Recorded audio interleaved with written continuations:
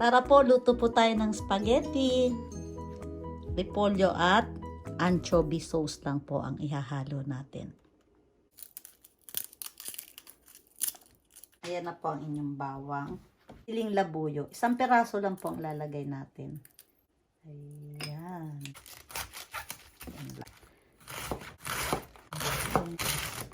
Ang sarap ng tunog. Lagay po tayo ng salt. 1/2 teaspoon na salt. Konti lang po. Hinati ko po yung noodles.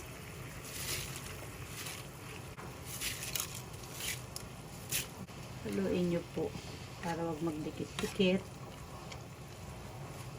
Ito pong noodles na niluluto ko, 5 minutes po ang timer set nito. So 5 minutes.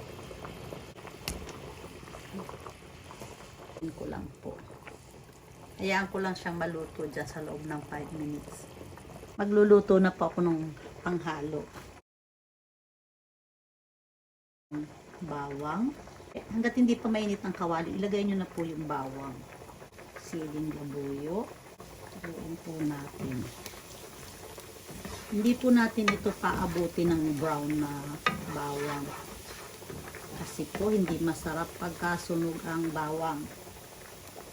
1/2 tablespoon anchovy.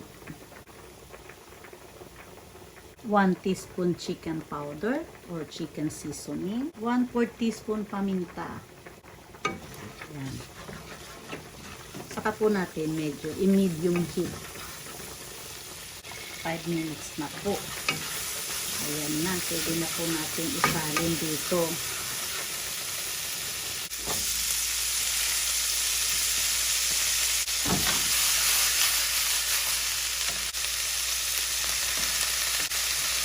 Hindi ko po itatapon ng sabaw kasi maglalagay po tayo ng sabaw dyan.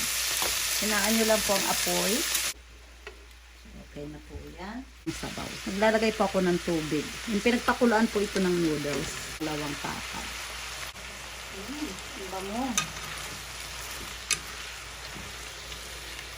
Ganyan lang po. Pagka gusto nyo pong i-level up, pwede po kayo maghalo ng hipon. Ang lutuin ko pa po sa loob na 1 minuto. Pang hinahalo po.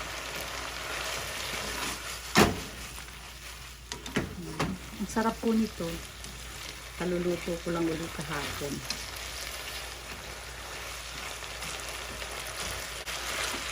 Ulitin ko po yung noodles ko ha. Depende po sa gusto ninyong lambot o tigas.